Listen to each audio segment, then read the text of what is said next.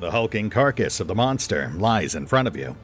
The amber fire has left its baneful eyes, departed along with the last drops of foul blood oozing from its wounds.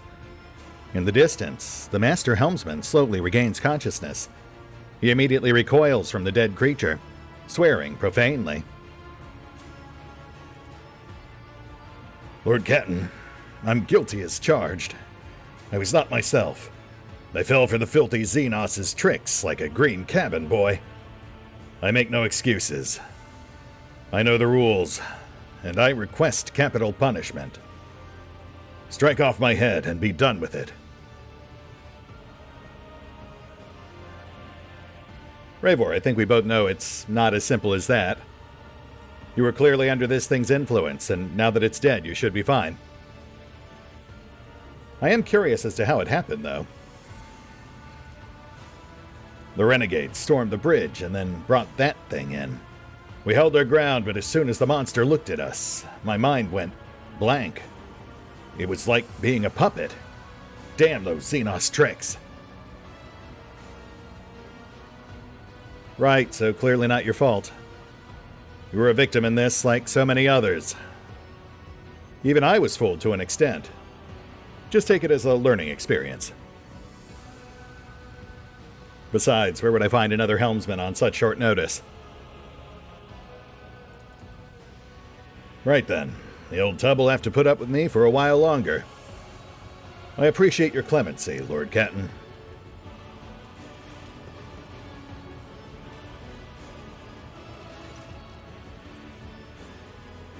The Master-at-Arms stands at attention, ignoring the wounds and burns covering her face and body. Lord Captain, the vessel has been secured. The mutineers in all compartments have lost the will to fight all at once. Some have fainted, while others have gone into shock or panic. I believe they sensed that their despicable overlord was dead.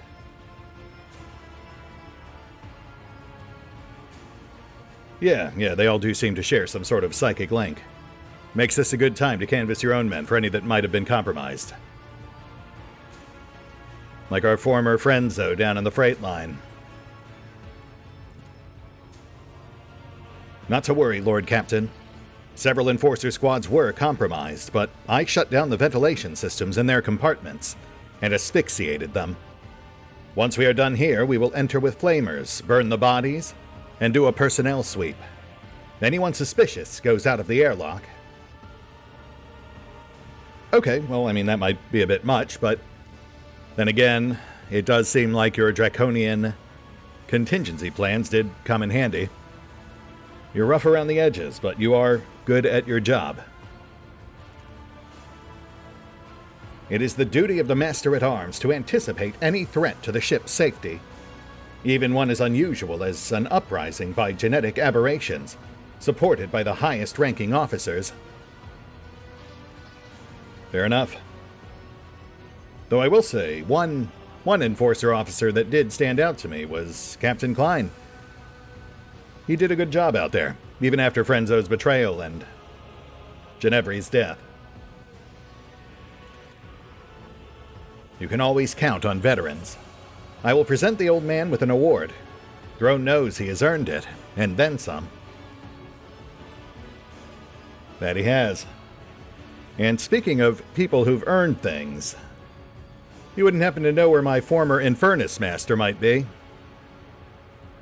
I can't help but notice he's not amongst the corpses I've left in my wake. That entire traitorous bloodline should have been sealed in a tank of Physaline, thrown into the void, and blown up a long time ago. The Whoreson is mounted a defense in Bay 45 F1, but my people have his gang cornered. We will get him soon enough.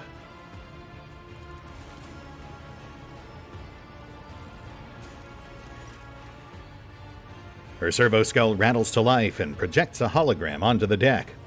A blurred replica of Heinrich Montag stares at you, blood oozing from a wound on his temple.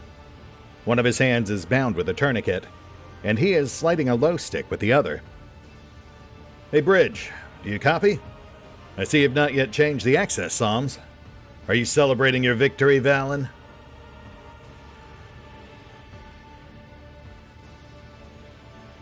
You know what? I think I am.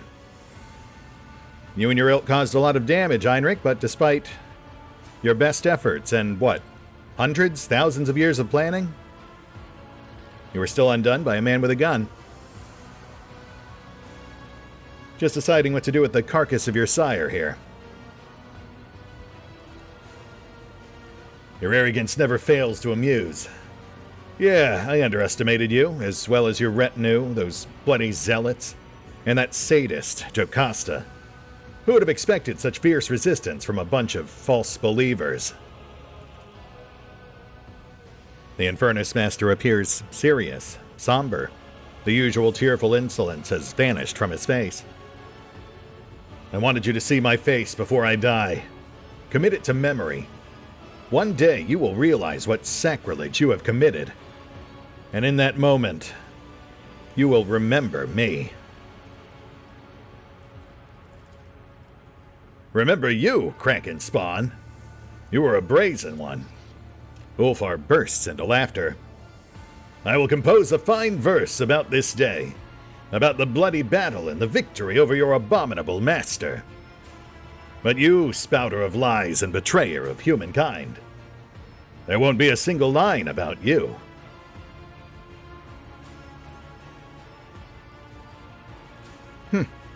I've got to say, Heinrich, I'm a little disappointed. I thought you'd at least go down fighting.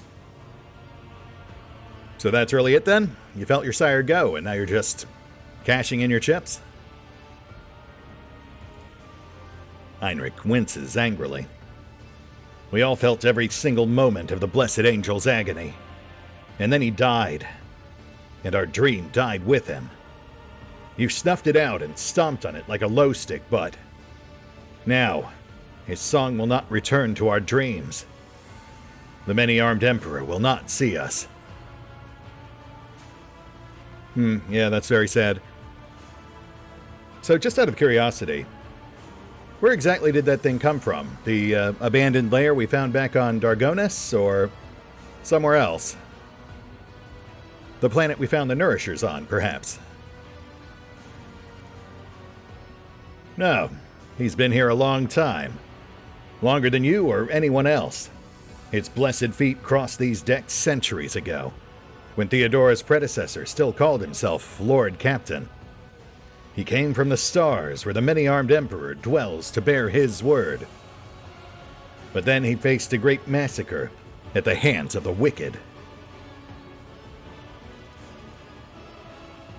And yet, the venerable sire kept his message safe and took refuge on this vessel, away from the persecution of heretics. When that false Lord Captain led our ancestors on board, the sire heard their pain and answered their pleas, blessing them with genetic purity. He protected us after that, joining our thoughts together in a single song. He was the true Lord Captain of this ship.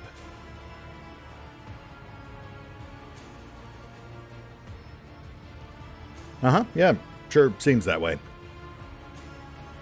So just out of curiosity, now that your guy is dead, what exactly was he trying to accomplish?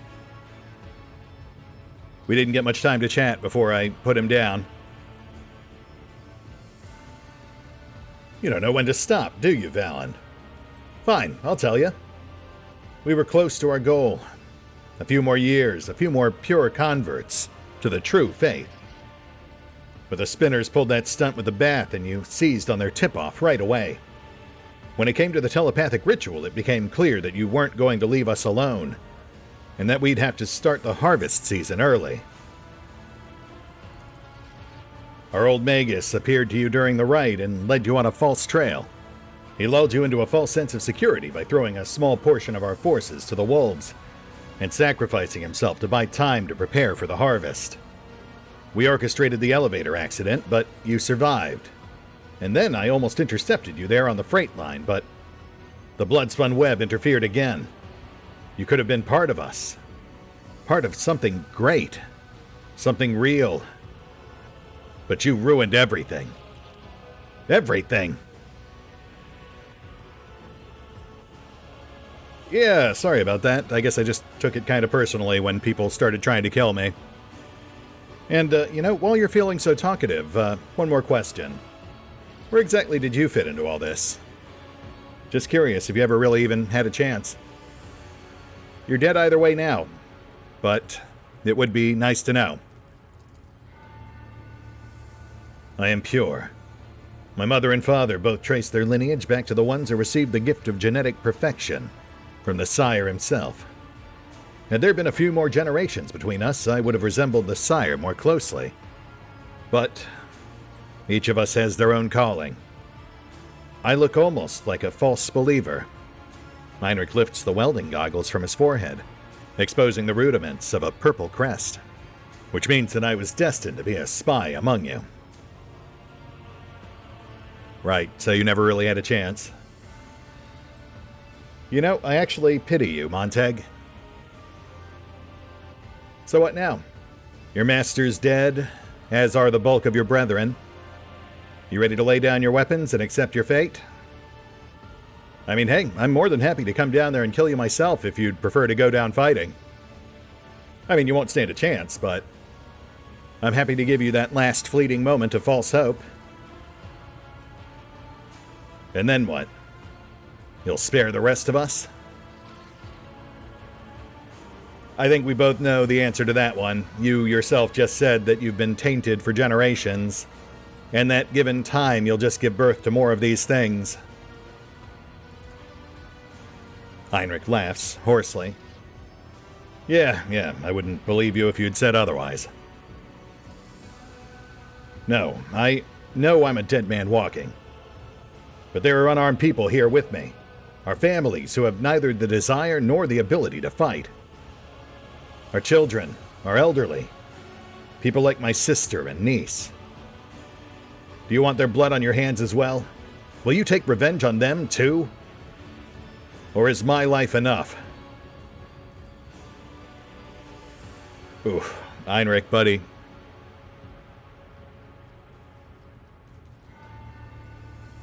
Right, so I let them go and then what? Another generation or two out from now, the cycle repeats. A misguided gesture of mercy giving birth to yet another genetic cult.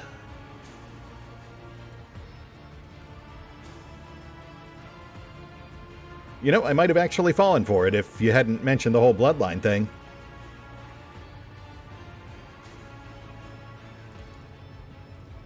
No, we will merely fade away.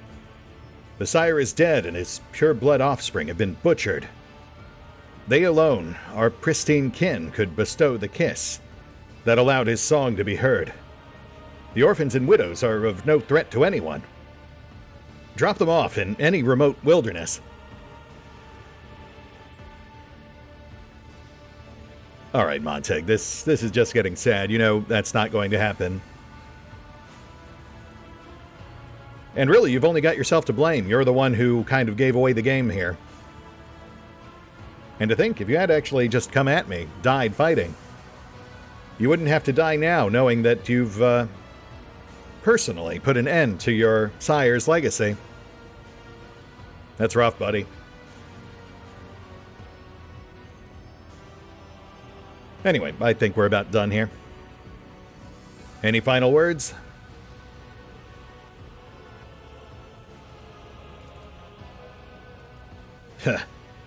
In that case, we'll die together. As a family. You hear shouting and gunfire in the background. Heinrich hastily finishes his final low stick. Jocasta's mongrels have begun their attack. It's time to say goodbye, Valen. It's a pity I couldn't share the blessing of purity with you, and make you part of our family. A pity, too, that we couldn't kill you either. But we all must play the cards we are dealt. And now we take our leave, the way true masters of fire should.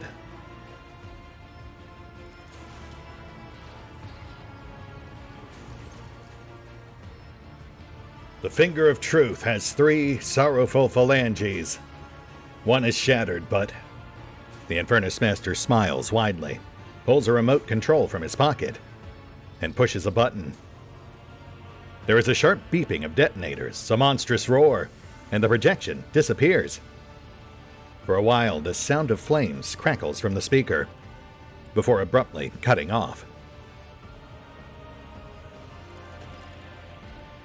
Sourbeck mutters something into the comm bead, then hisses angrily. Thermal charges. The Void Rat blew up the compartment, along with himself and the entire assault team. Yeah, you probably could have handled that better.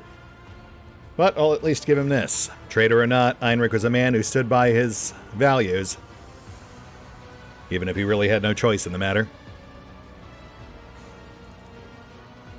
A brave heretic is no better than a craven one, and that is what he was.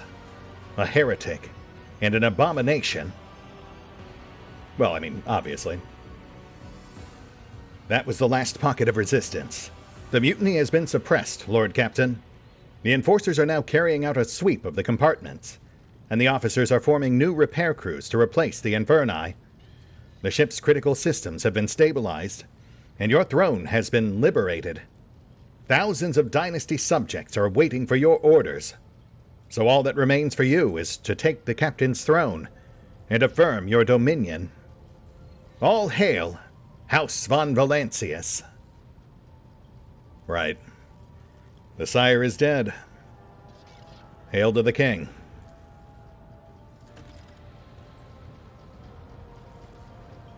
And let's collect our loot. Hopefully we should have some nice prizes here. Also a level up, but we'll worry about that momentarily.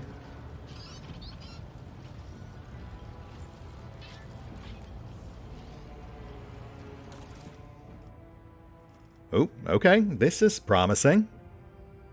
Bone Cracker. High-end industrial hammer. Each successful basic attack inflicts a random trauma. That's not bad.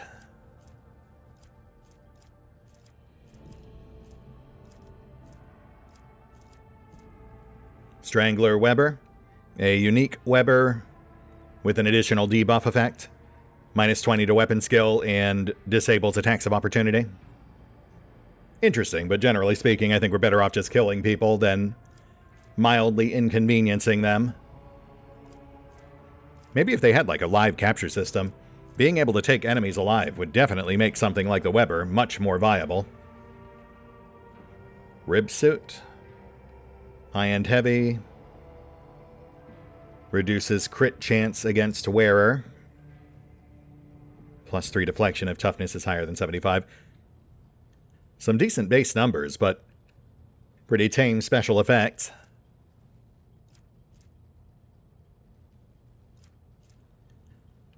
Heavy Breacher's Boots. Plus 4 MP after an area attack. Sire's Patronage. The wearer can skip their turn to make an ally of their choice immune to all damage until the start of the wearer's next turn. Interesting, though psyker only, so kind of useless for our current crew. That is fun, though. That does, I suppose, give a narrative. Oh, okay, yeah. Yeah, we've got 2 of them, so that does actually kind of explain how he turned invincible mid-fight. It wasn't just plot armor. They gave him an actual tool to do it with, which I do appreciate. You know, much like the ancient relics or whatever on Nemesite. The ones that he also used to turn invincible briefly during our big boss fight. The ship needs you, Lord Captain. We humbly await your ascension to the command throne. Yeah, I'll be right with you. Just clearing the targets. Best to make sure they don't have any weapons handy. You know, in case any of them aren't quite as dead as they seem. Decent amount of melee here. We might actually gain a rank or 2 with the Drusians on this. Shame we didn't get a full loot spread from the Harvester's crew. But it is what it is. We still got some nice stuff. That said, I imagine that once we do sit on yonder throne, we'll have at least a few other follow-up events, repairs and the like, the fate of various key players. So with that in mind, before we do that, Let me hit the pause button real quick, and I'll figure out what we're doing with these level ups. Be right back.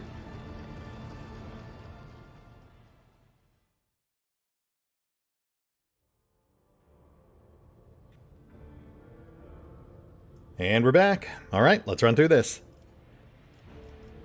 Another fairly straightforward one. This time out, we get a first tier archetype talent and a basic skill bump.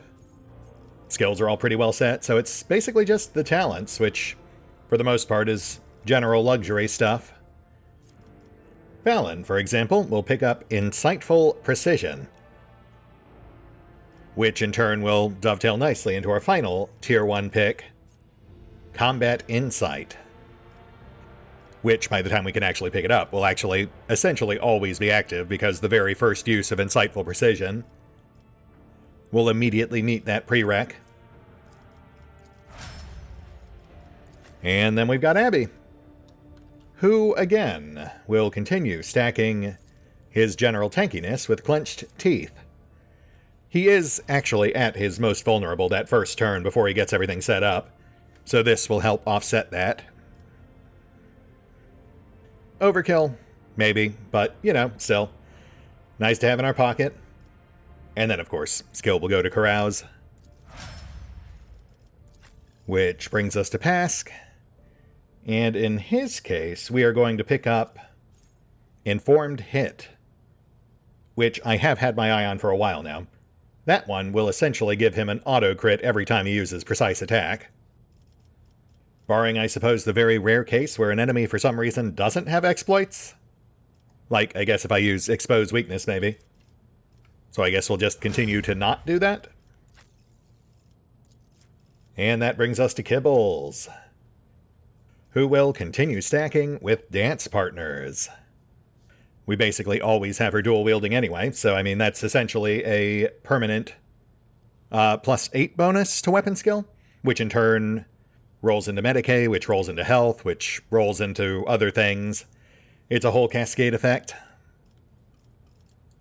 And then as for skill, like I said last time, she really doesn't have a secondary skill, so I guess we'll just keep stacking Demo. Ulfar can't fit in small spaces, so why not? And for him, we're grabbing Enough Bullets for Everyone, which we should get some decent mileage out of, considering that he attacks multiple times pretty much every single turn. In fact, if Kick triggers that bonus, then it could make for even more fantastic suppressing fire. But, you know, even if it doesn't, I'm sure we'll still get plenty of use. Honestly, I'm just glad to see him doing some halfway decent damage these days.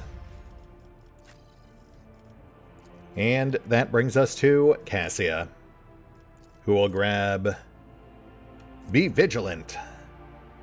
Another nice turn 1 buff for Abby, especially that +12 on attacks of opportunity. That will definitely make him a whole lot deadlier during the opening round. Though it may also benefit Kibbles, because I am giving some serious thought to actually tossing her that parry sword and switching Abby off to the trauma hammer. You know, add even more punch to his already pretty hard-hitting counters. That said, let's get thrown back into the fray.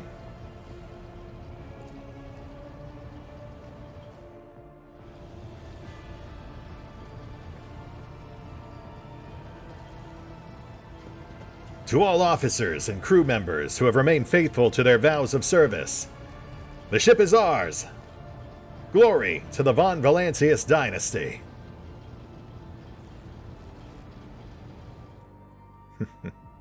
Indeed. Alright, so what fires do we still have to extinguish? I imagine we've got at least a couple of events queued up.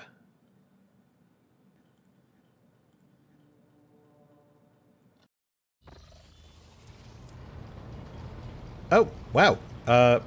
Okay. Maybe not? Hey, Cece. How you doing, girl?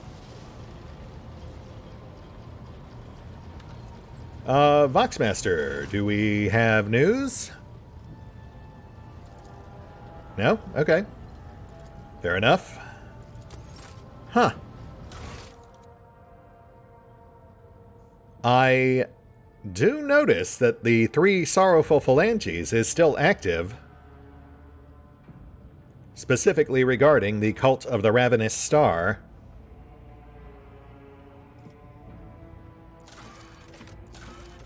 So, clearly, we're not done with the Gene Stillers just yet. Actually, come to think of it, you know, Forius, it is a bit weird that Forius, our Master Surgeon, never did get involved in anything. He is a character who was introduced by this DLC, and yet has played very minimal role in it. Oh, Sergeant Vigastus. Hey, bud. Wow, wasn't expecting to see you again. Sergeant Vigastus's face appears flushed, and his wounds clearly burden him less now. It seems he refused to part with his battered lasgun. Sorry, did you need something?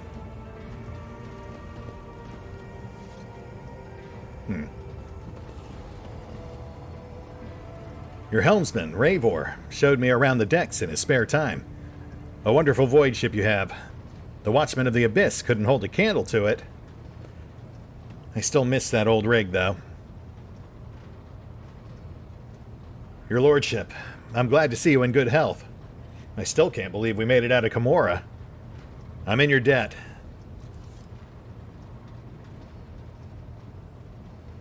How about you, Kibbs? Does Nemos have any thoughts on what just happened?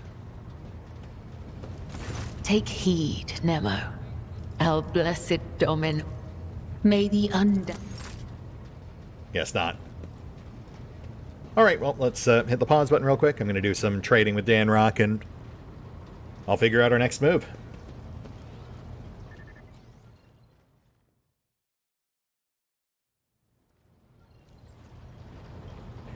And we're back with another incremental increase on our Drusian rep.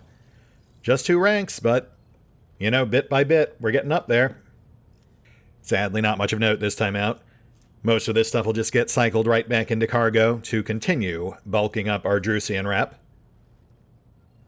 But I think that's just the nature of the beast, you know, coming into the Drusian line so late in the game as we are. A lot of this stuff is stuff that, in theory, we should have unlocked all the way back in Act 2. These gloves, for example, I think they might have actually been useful for Abby at one point, though we now have things that are much better. But, you know, that's just how it goes. As I have often lamented, I should have started boosting our Drusian rep earlier, but at the time I didn't realize how much easier it would be to raise Explorator and Caspalican rep, given the effectively infinite amount of Mechanicus cargo you can end up getting.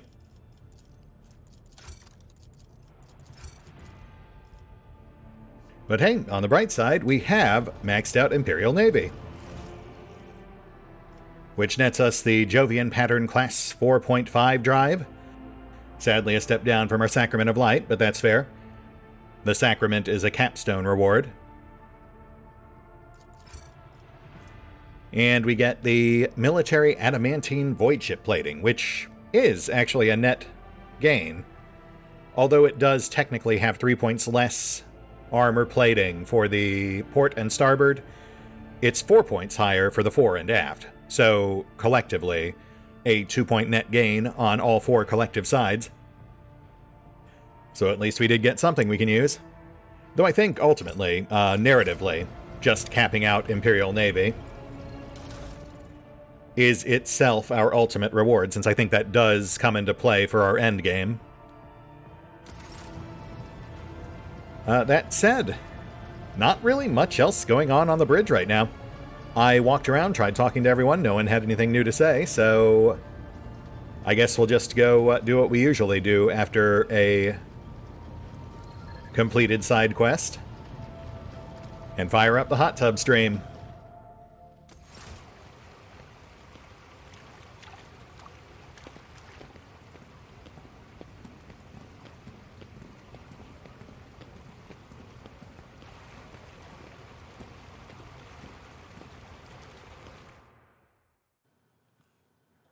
The soothing water caresses your senses.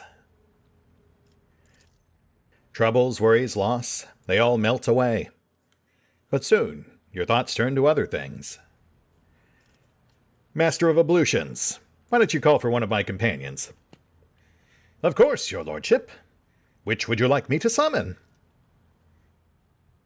You know what? Let's say Ulfar.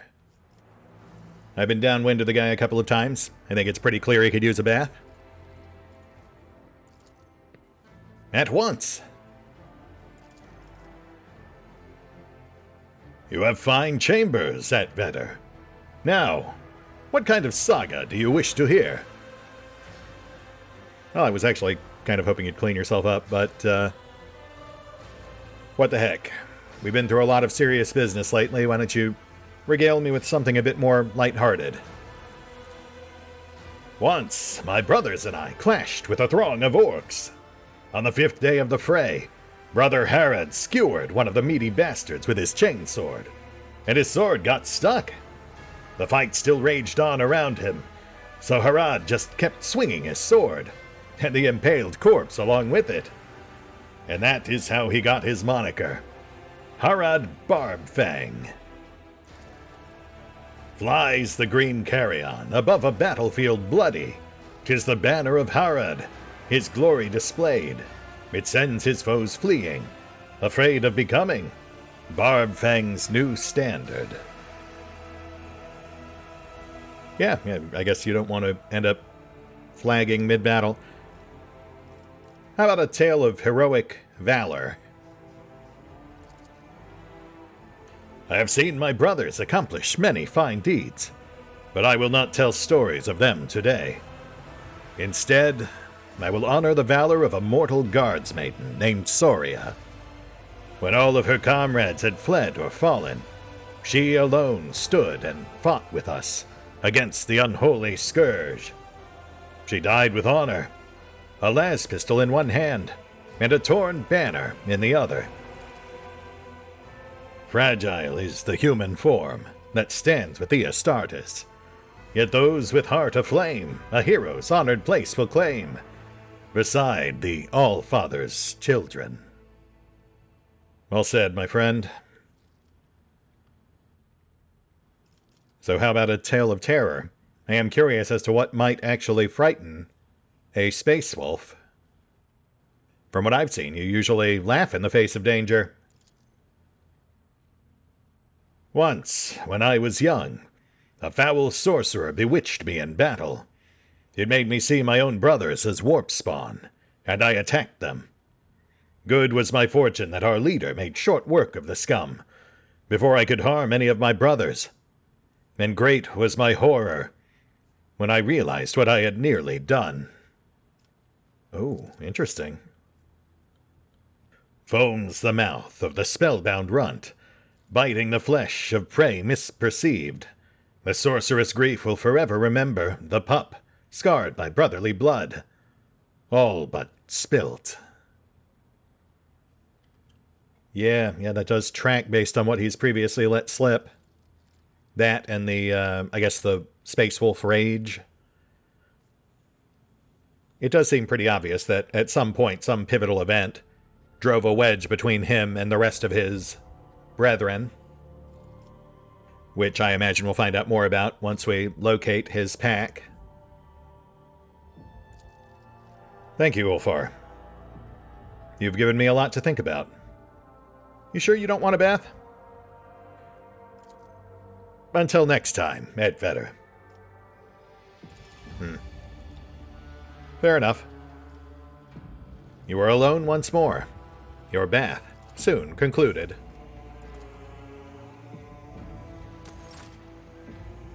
Okay. Not, I think, as entertaining as some of the other bathing events, but still very intriguing. I do like that they're not all just jokes. You know, some of them actually give you a little more insight into the characters involved, like with Ulfar or Heinrichs. That said, given that we have nothing else waiting for us on the bridge, let's push on. We're actually just one jump out from another rumor site, so we'll just pop on over there. Yeah, right here. Cradle of Khepri. So, we'll hop over there and see what happens.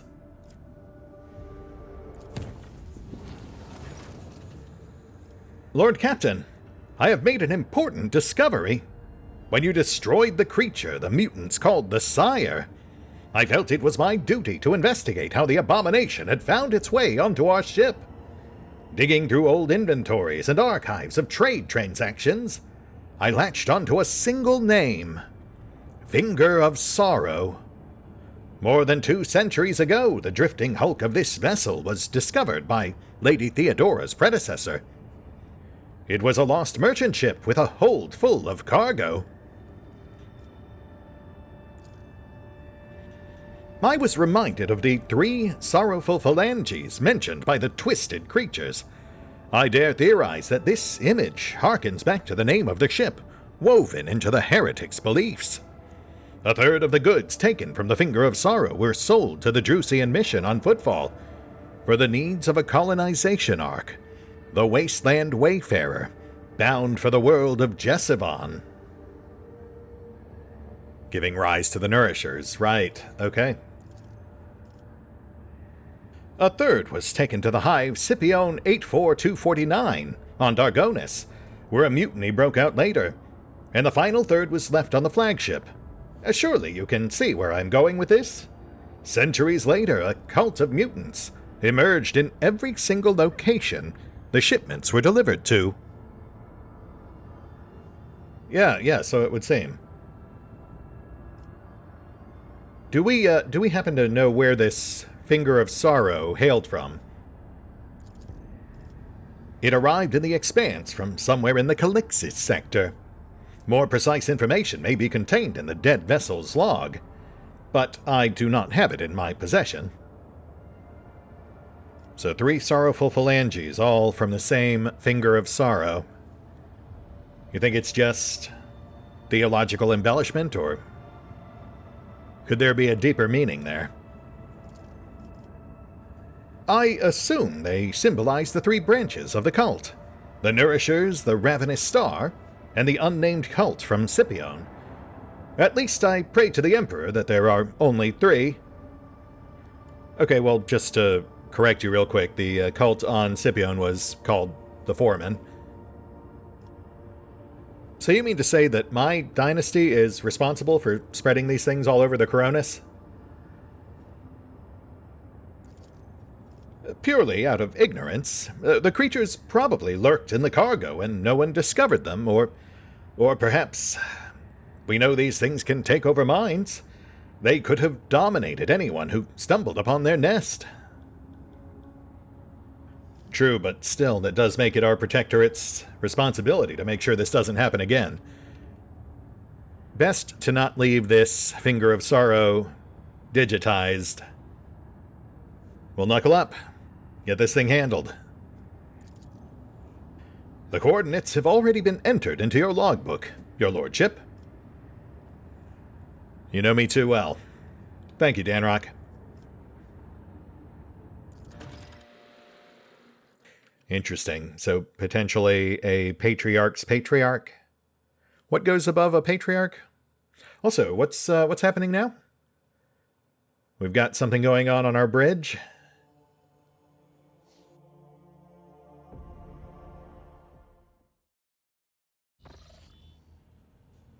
Ah, I see. Valen, how wonderful it is that I found you here. Uncontrollable anxiety washes over your body, causing you to lose your breath. Cassia notices this, closes her eyes, and you are released from the grip of emotions that are not your own. Please, forgive me. My powers are sometimes too insistent in their attempts to break free from my control. It's fine, Cass. You've come a long way since we first met.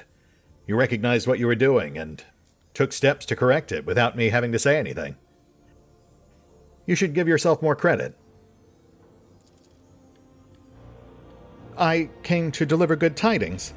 I have spoken with the House's navigator through the Atlas.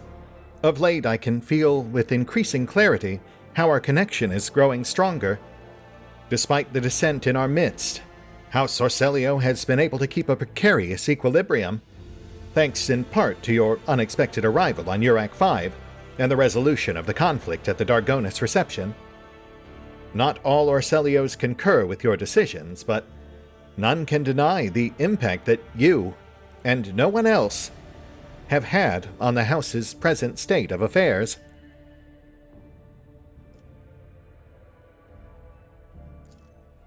Cassia nods gratefully, lowers her gaze, and clasps her hands together. There is more that I wish to tell you. It is about the visions that I have come to experience at an increasing rate during warp jumps. The same visions come to me again and again and again. It is as if I'm going mad. For you see, these visions are about me, the Atlas, and Tisiphone Orcelio, the house's previous Novator. I have seen Tisiphone's experiments, the ones that involved the navigators from the Sethala branch, which she was rumored to have destroyed for disobedience.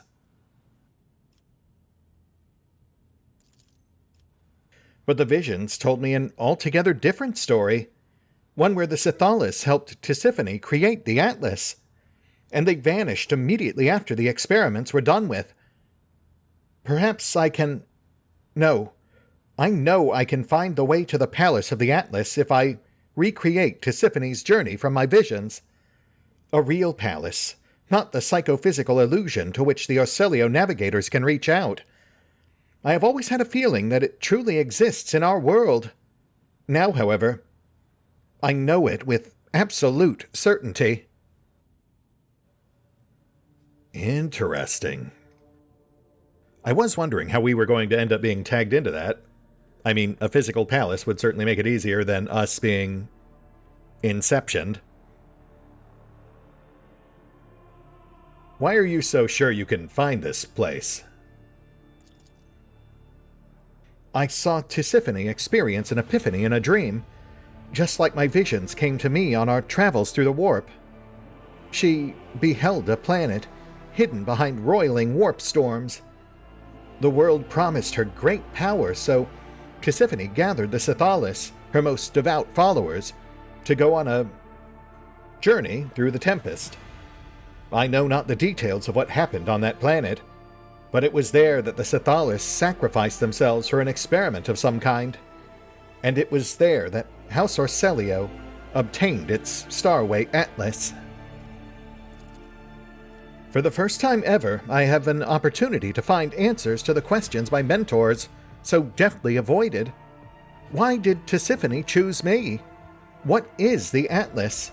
Is it true that House Orcelio's past is drenched in blood? Please, Valin, do not snap this tautly drawn string of destiny. My destiny. Journey with me in Tisiphone's wake to the distant stars.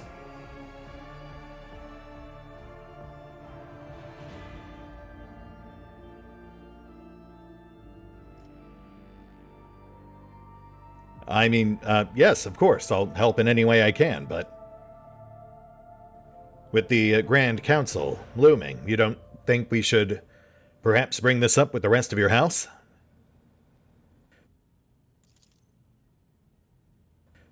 I cannot shake a certain foreboding about the upcoming meeting in the incorporeal palace of the Atlas. Troubling mirages have plagued my mind for many nights now, voices calling and cursing my name. And the more I use the Atlas, the clearer the visions become, and the louder the voices grow, and the further my powers wane. I am certain that all of the house is experiencing the same, for all of us are connected. I can sense my family's fear. House Orcelio is doomed to perish in darkness, should I fail to discover the reason why the Atlas is weakening. And that reason, I believe it is hidden somewhere in my visions of Tisiphone. Well, I don't think you're wrong, but I still had to ask. All right, like I said, I'll do what I can to help. Cassia breathes a sigh of relief. but the look in her ruby eyes quickly darkens again. The house is still watching me, both the renegades and the loyalists. I doubt that any of them will agree even to a brief armistice for the sake of learning the truth about the Atlas's origin. And I do not wish to see House Orselio lose even one more life to another fratricidal skirmish. No, I shall go after the answers about our past on my own. Yeah, that's probably a good idea. There's no telling what might happen once we actually go there. Especially if it turns out that Lady Tisiphone herself is, in fact, still alive. We'll go alone, and decide what to do with the answers once we find them. Cassia's shoulders relax a little. Thank you for your understanding, Rogue Trader. And now, permit me to take my leave. I must start preparing for the journey. From what I have been able to glean, we must first travel to the... Her ruby red eyes widen in astonishment. The Orselio prophecy system. Odd, that. Could it be that the historical records are lying? And Kalain Orselio is not whom the star system is named after? Either way, that was the system from which Tisiphone embarked on her journey. And we are going to follow in her long-forgotten footsteps. Interesting. Man, they just keep throwing more stuff at us. It's crazy how much they packed into this one campaign. But as always, I do want to know more. Plus, we've got Lex Imperialis right around the corner, which apparently we can start from Act 4. So in theory, we should be able to roll right into it once it comes out. That's like an extra 10 to 15 hours of content as well.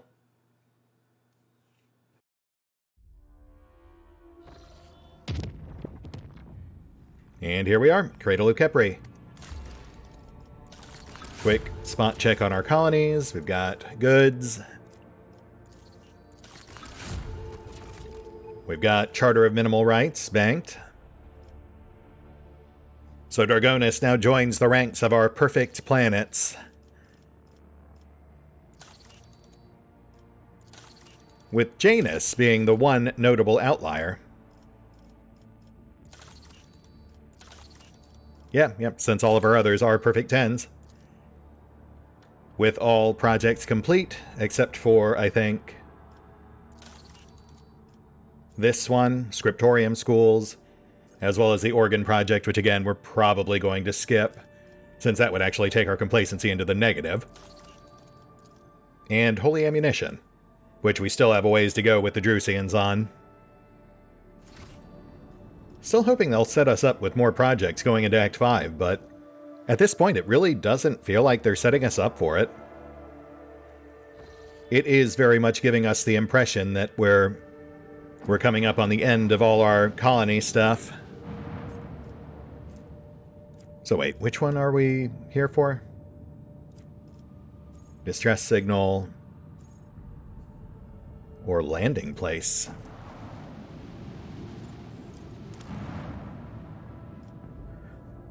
Okay, well, we don't have time for a full-on landing site today. So let me get a quick peek at this. Actually, I think that's the Drukhari trap, right? The one with the fake distress signal that lured us into a bunch of turrets. So, if that's the case, then I guess we call it here. I was hoping to round things out with a text event and a quick reward, but if they're going to make it more involved, then I guess we'll save that for next time.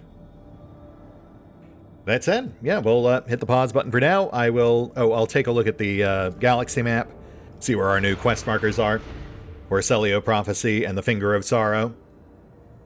And we'll pick up here next time, as the rogue trading continues. At this point, with an added countdown to Lex Imperialis. See you then.